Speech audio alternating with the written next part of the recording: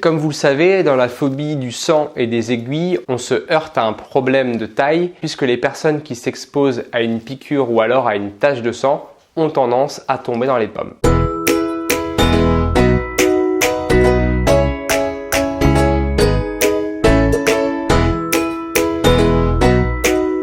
Salut tout le monde, dans cette vidéo, je voudrais vous apprendre à atténuer, voire à faire disparaître votre phobie des aiguilles et du sang. Avant de commencer la vidéo, pensez bien sûr à vous abonner, commenter, liker et aussi partager. Ça me soutient vraiment et ça m'aide à me motiver à vous faire plein d'autres vidéos. Alors comme vous le savez sans doute, ça fait bientôt 2 ans que l'on traverse une période de pandémie qui se transforme petit à petit en épidémie et de nombreux pays du monde, et la France y compris, a décidé de vacciner l'ensemble de sa population. Le but de cette vidéo n'est pas de parler de la gestion de la crise de Covid-19, mais bien de vous aider à dépasser votre phobie des aiguilles et du sang, car comme vous le savez aussi, la France a instauré un pass vaccinal et vous êtes malheureusement obligé de vous faire vacciner ou d'être contaminé si vous souhaitez conserver vos libertés les plus fondamentales, comme aller boire un café sur une terrasse avec personne autour de vous. Si vous voyez cette vidéo dans 5, 10 ou 15 ans, le pass vaccinal ne sera peut-être plus d'actualité, mais la phobie des aiguilles et du sang vous empêche probablement de faire beaucoup de choses, comme par exemple faire un bilan sanguin ou alors vous faire opérer. Avant de vous donner ces précieux conseils, je vous précise que je suis psychologue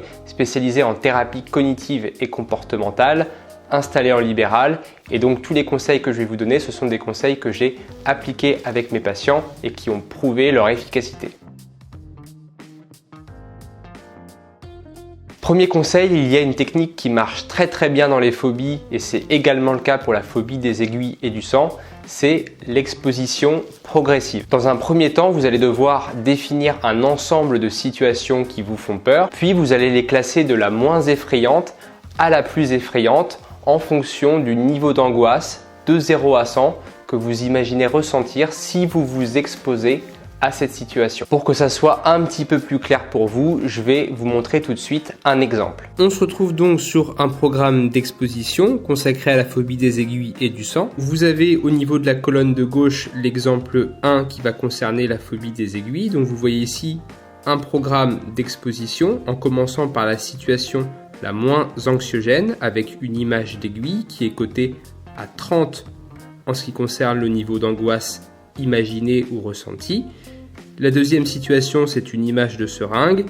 Regardez une vraie aiguille, regardez une vraie seringue, une vidéo de piqûre, approcher son doigt d'une aiguille et enfin se faire piquer qui représente la situation la plus anxiogène. Au niveau de la deuxième colonne, vous avez un exemple qui concerne un programme d'exposition pour la phobie du sang. Donc on commence tout doucement avec une image de sang qui peut être une image de sang dessinée.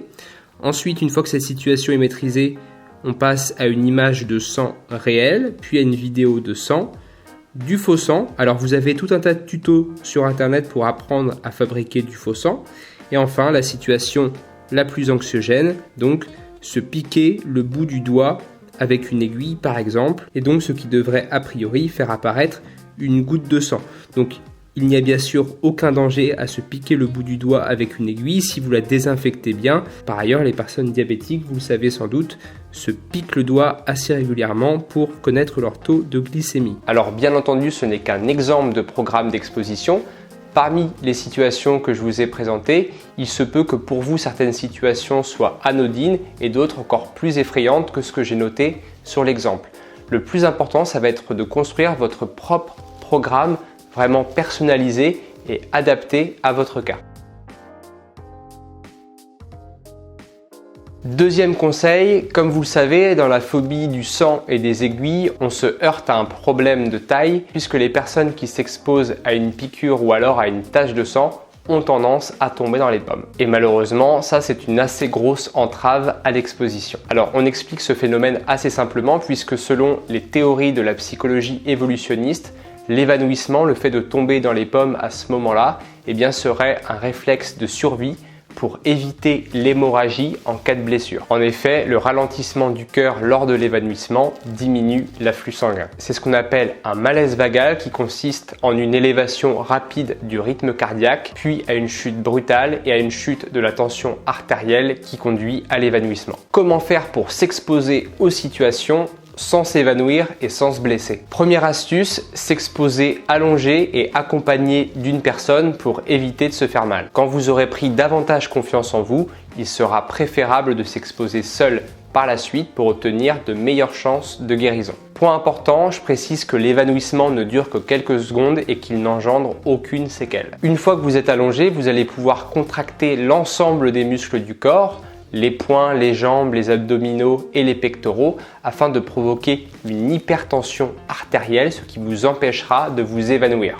Si vous avez du mal à contracter vos muscles, vous pouvez notamment mettre vos mains de cette manière pour augmenter la pression et la tension. Bien entendu, lorsque vous serez à la phase d'exposition avec une seringue, il faudra éviter de vous contracter. Mais rassurez-vous, normalement, si vous appliquez les conseils que je vous ai donnés, vous aurez très largement progressé d'ici là. Troisième astuce, soyez patient et régulier. Pour vaincre votre peur, il vous faudra du temps et de la rigueur afin de rééduquer votre cerveau pour qu'il ne déclenche plus de la peur sans raison valable. L'objectif sera de faire des expositions presque tous les jours à un rythme de 5 contractions pendant environ 20 secondes, bien sûr en commençant par la situation la moins anxiogène. Dès que celle-ci ne vous fait presque plus peur, vous pouvez commencer à l'affronter sans provoquer une hypertension artérielle. À ce moment-là, lorsque vous ne contractez pas, vous devrez vous exposer au moins 10 minutes, sachant que le temps préconisé est normalement compris entre 30 et 45 minutes. Une fois que la situation est anodine pour vous, vous pouvez passer à la situation suivante, répéter les conseils que je viens de vous donner jusqu'à la situation la plus anxiogène pour vaincre votre phobie. Normalement, avec le temps et si vous êtes discipliné, vous allez pouvoir monter jusqu'à la situation la plus anxiogène. Il se peut que certains paliers soient difficiles à passer, donc ce que je vous conseille de faire, c'est de passer au palier suivant pour désensibiliser le palier auquel vous êtes resté bloqué auparavant. Ça peut être une petite astuce. Voilà, cette vidéo est terminée. J'espère qu'elle vous aura été utile et je vous dis à très bientôt pour de prochaines vidéos. Salut!